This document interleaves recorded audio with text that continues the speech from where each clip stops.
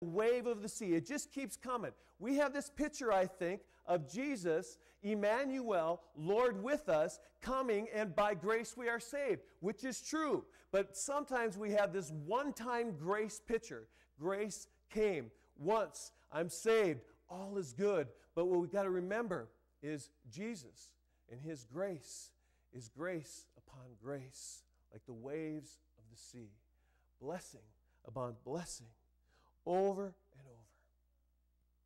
This morning, I want to take a look at 3 stories in the Bible of where Jesus had an impact on, and His grace upon grace kept coming like a wave of the sea.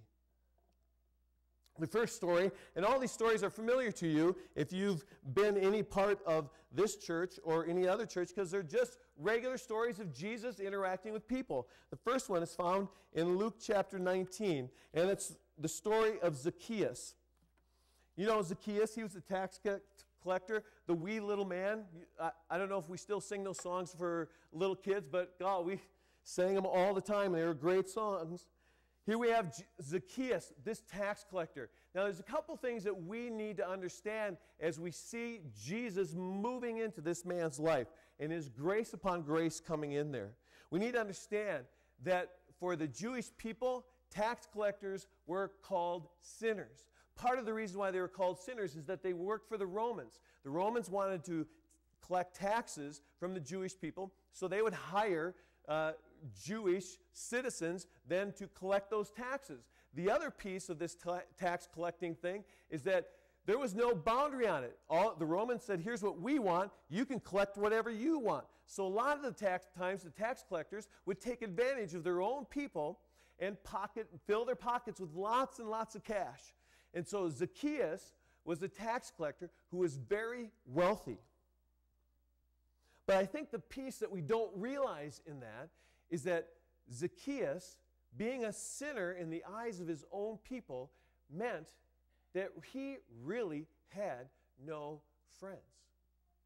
Think about it. He wasn't one of the Romans because Romans looked down on the Jewish people. He wasn't with the Jews because the Jews were ticked off because he was taken advantage of and he was working for the Romans. He was a sinner. So put yourself in Zacchaeus' life right now. Imagine having all the money that you want.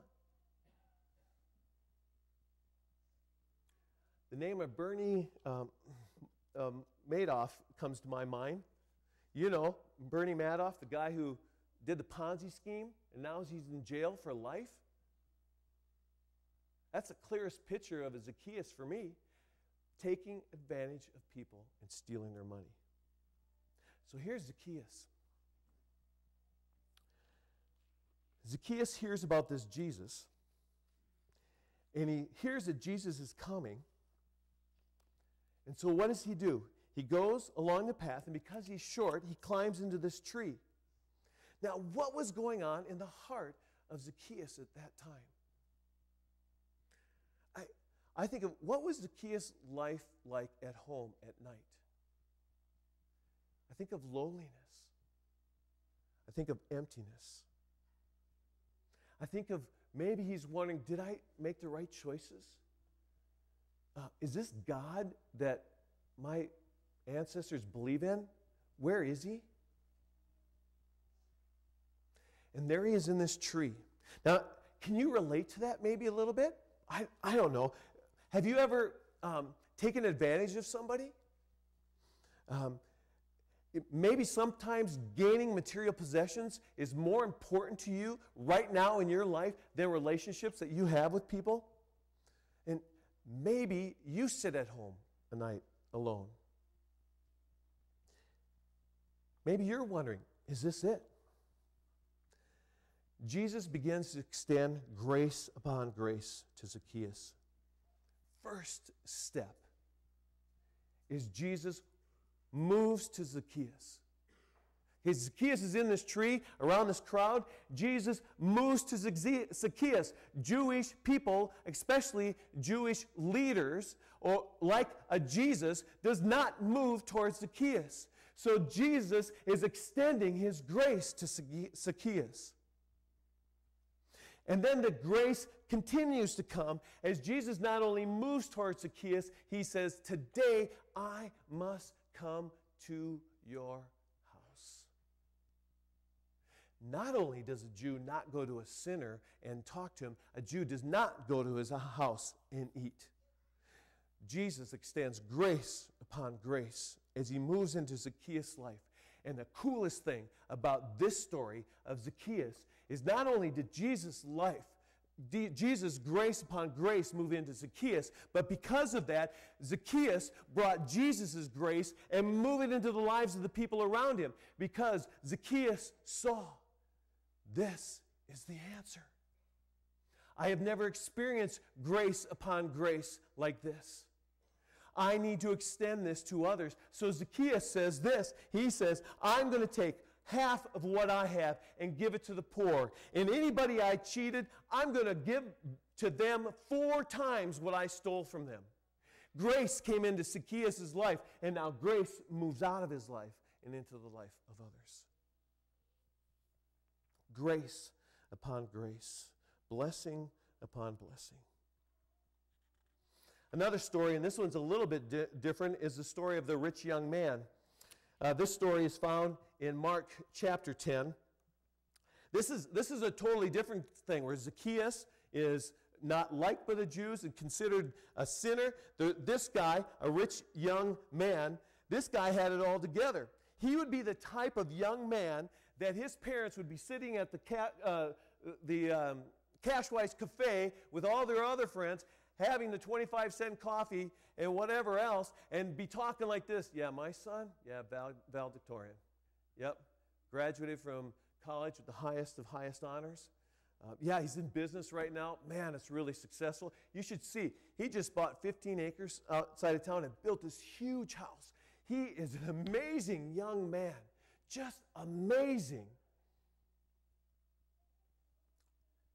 Does this young man need the grace of Jesus? Oh, yeah. He doesn't realize it, but he needs it. In fact, this...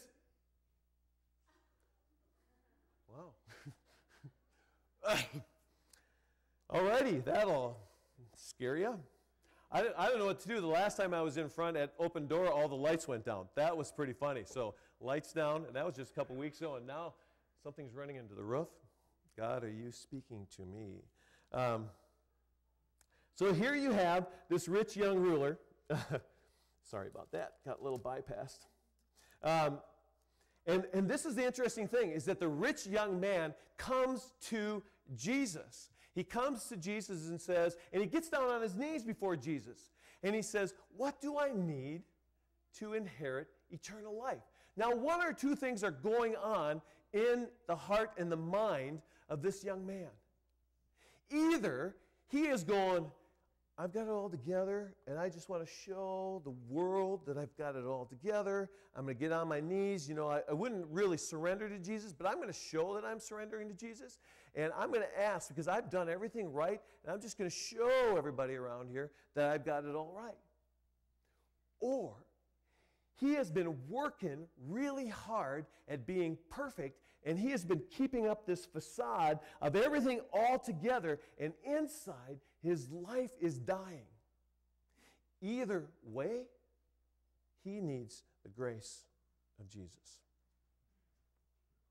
The ironic thing is that he calls Jesus good teacher.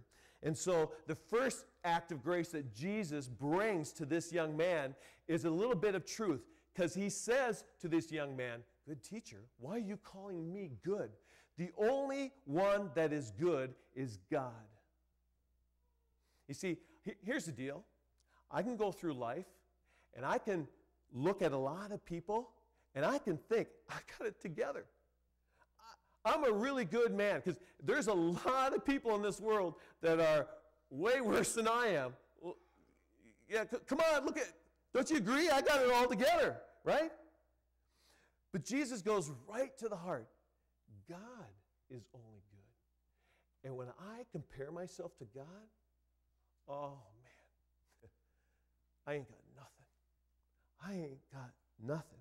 So the first extension of grace is this. Here's the truth. God and God alone is good. And then, Jesus says, well, you know what? Do all the commands. And the rich young guy says, you know what? I have. I obey my parents. I haven't committed adultery, all that kind of stuff. I've done it all. Since I was a child, I've done this. And Jesus, here's the other gift of grace. And it says in this passage here, it says, and Jesus looked at him with love. Do you get that? Jesus sees through the facade. He sees through right into the heart. And out of love, Jesus says, there's one thing you still lack. And here's another dose of grace. It doesn't appear like grace, but this is another dose of grace. Jesus says, go and sell everything and give it to the poor and follow me. Wow, that doesn't sound like grace. That sounds pretty drastic. But Jesus, remember, he looked with love. He could see through the facade right to the heart, and he could see that this man's whole life was bound up by his wealth. And his wealth was what was keeping him from God. And so the grace was a word of truth. Sell it all. That doesn't mean material possessions and wealth aren't bad, but when it's got a hold of you, like this rich young man, maybe today you're sitting there. And maybe you have been going through your life.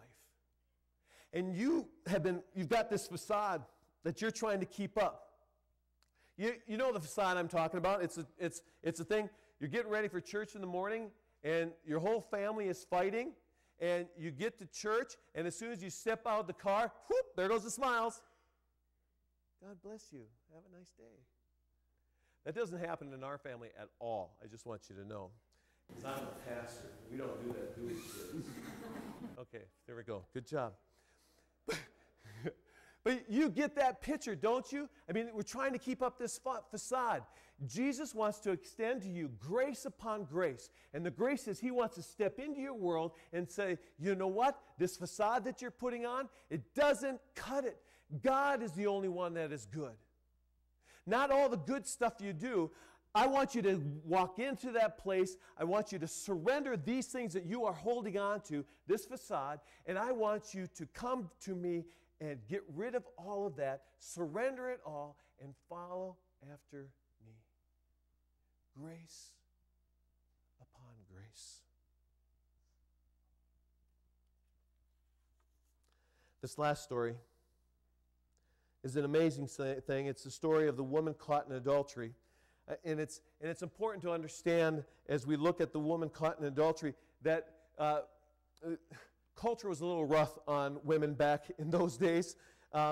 We need to understand that women were really thought of as second class. Having a wife was less about having a partner that you did life with together and more about an owning. A man would own his wife. There was that picture. There was this whole thing, if a woman did not provide for her husband a son, she was thought of as a disgrace. The ironic thing is that we know today that men are the one responsible for the gender. If a spouse dies, the husband could go on because he had the job, all the property was his, and he had this family. If the woman dies and the husband has that, if the husband dies, the woman, if she didn't have family, it was immediately straight to poverty, straight to living on the street. There was that dichotomy going on. So here, as we step into this story of the woman caught in adultery, we have to realize this picture that women were thought of as second class. And so here you have the teachers of the law and the religious leaders, the people that know better. They bring this woman who was caught in adultery, and they throw her on the ground before Jesus' feet, and they question Jesus. Should we stone her? Now, the ironic thing is, why didn't they bring the man caught in adultery too? But this is the culture thing. Should we stone her, Jesus? That's what the law says. Jesus said nothing. He wrote on the ground, and there's a lot of speculation on what he wrote, but the religious leaders kept bugging Jesus. Should we stone her? Finally, before we step into that, my wondering is, where was this woman's heart at that moment? Imagine being thrown to the ground, all these people around you, and there's these men who are supposed to be the ones to care for you, the religious leaders, and they are embarrassing you by bringing all your dirty laundry out. This woman was caught in adultery. She's a sinner. She should be stoned. Where is her heart right at that moment? What is she thinking about? Oh, if only I wouldn't have done that. Or, oh, my husband died and this was all that I had to turn to. We don't know what her past was like. We just know where she is today, where she is at that moment. And she is being used and abused by spiritual leaders. So Jesus steps in and begins to pour grace upon grace to the situation.